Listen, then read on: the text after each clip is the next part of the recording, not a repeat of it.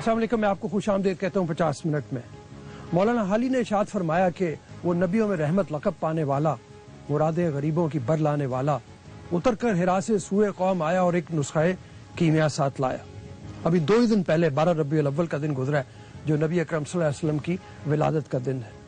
और ये मौका हमें बुनियादी तौर पर एक मौका फराहम करता है इस बात का कि हम उनकी विलादत का जश्न मनाएं, लेकिन इसके साथ ही ये मौका भी फराहम करता है कि एक लम्हे के लिए रुक कर हम अपने आमाल पर नजर डालें, हम अपने गिरदो पेश में होने वाली तब्दीलियों पर नजर डालें, हम अपने जो हुक्मरान हैं उनके आमाल को देखें, हम ये देखें कि क्या ये तमाम चीजें नबी अकरम सल्लल्लाहु अलैहि वसल्लम के इरशादात के मुताबिक हैं या नहीं हैं, और अगर नहीं है और हम अगर उनके अहकामात पे अमल नहीं कर रहे तो इसका नतीजा क्या होने वाला है। इसी हवाले से हमने इस प्रोग्राम को तरतीब दी है। मैं आपसे तारुफ करवाऊंगा अपने पैनलिस्ट का, लेकिन पहले चल के एक रिपोर्ट देखते हैं। आइए रिपोर्ट देखते हैं पहले।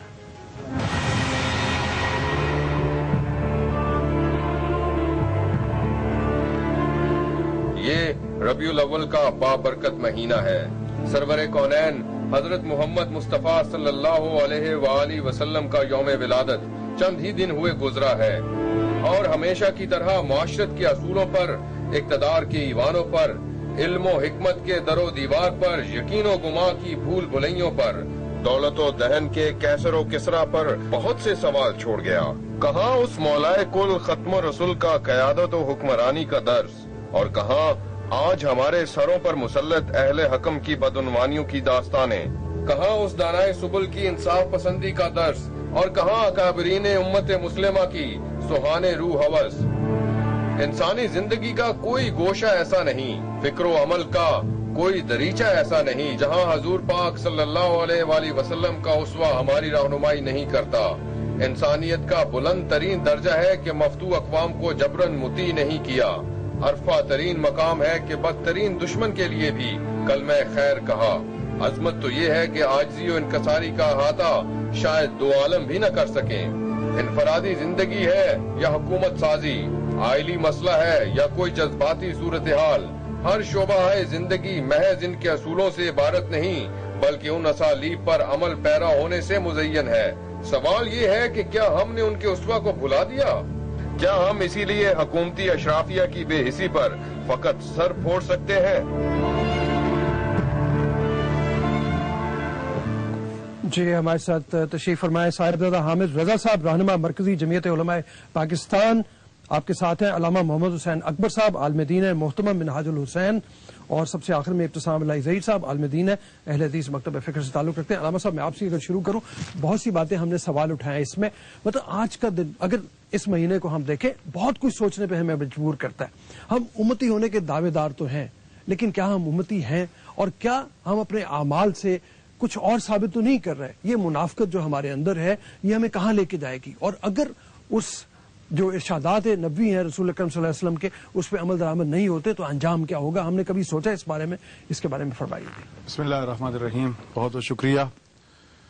रसूल ख़ातम सल्लल्लाहु अलैहि वसल्लम की बेसत और फिर उससे पहले आपकी विलादत बासआदत, ये दोनों ऐसे लम्हात थे कि जिसने दुनिया में एक इनकलाब पैदा किया, दुनिया को एक पैगाम दिया। खुद विलादत बासआदत के मौका पर दुनिया में जो वाक़यात रूनुमा हुए, वो सिर्फ एक वाक़े की हद तक न थे, बल्कि दुनिया को एक पैगाम था कि एक ऐसी हस्ती तशरीफ ला चुकी है कि जिस दुनिया को अमन व सलामती, अदल व इंसाफ का गहवारा बनाएगी।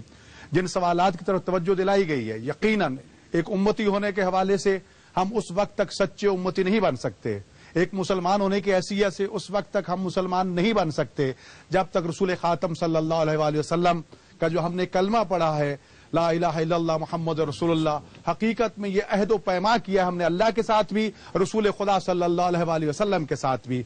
अगर हम इस अहद व पैमा की पासदारी नहीं करेंगे तो नाम के तो मुसलमान बन सकते हैं, कहला सकते हैं, लेकिन हकीकत में इस्लाम के साथ हमारा दूर पार का भी वास्ता नहीं है। ये तालीमात अगरचे पूरी दुनिया के लिए हैं, कुरान मजीद का अंदाज तखातुब या अय्युहन्नास के जरिए पूरी दुनिया को, पूरी इंसानियत को मुखातिब करता है। रसूल ख़ातम सल्लल्लाहु अलैहि वसल्लम को रहमतुल आलमीन बना के भेजा गया।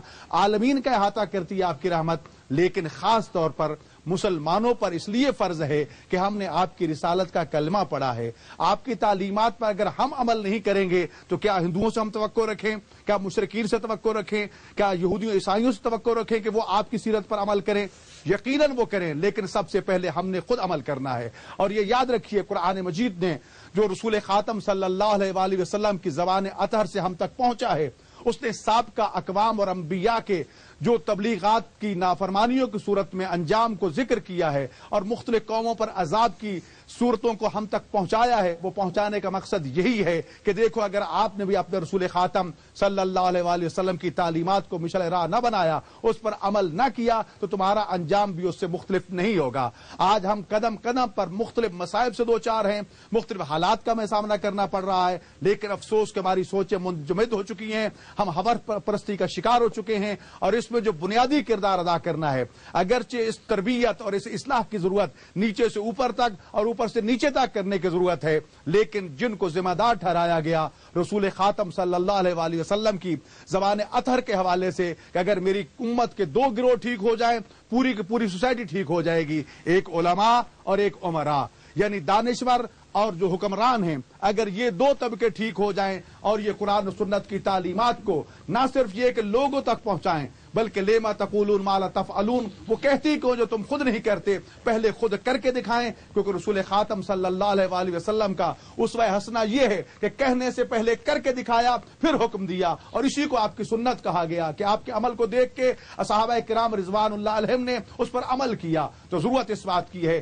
کہ اگر ہمارا یہ طبقہ, یہ دو گروہ کم از کم کام شروع کر دیں تو پوری سوسائٹی ٹھیک ہو سکتی ہے. الناس علی دین ملوک میں ایک محاورہ ہے, حکمرانوں کو لوگ دیکھتے ہیں کہ یہ کیا کر رہے ہیں, اگر وہ نیک ہیں تو عوام بھی نیک بن جاتی ہے, وہ شریف ہیں تو عوام بھی شریف بن جاتے ہیں, وہ چور ہیں, وہ چکے ہیں, عوام بھی ایسے بن جاتے ہیں. ایک چھوٹی سی بریک لیتے ہیں, بریک کے بعد واپس آپ کی خدمت میں آئیں گے اور اس موضوع کے حوالے سے گفتگو جاری رکھیں گے. اگر آپ شریک ہونا چاہیں کال کر کے 36373191 ہمارا نمبر ہے. ابھی اجازت دیجیے.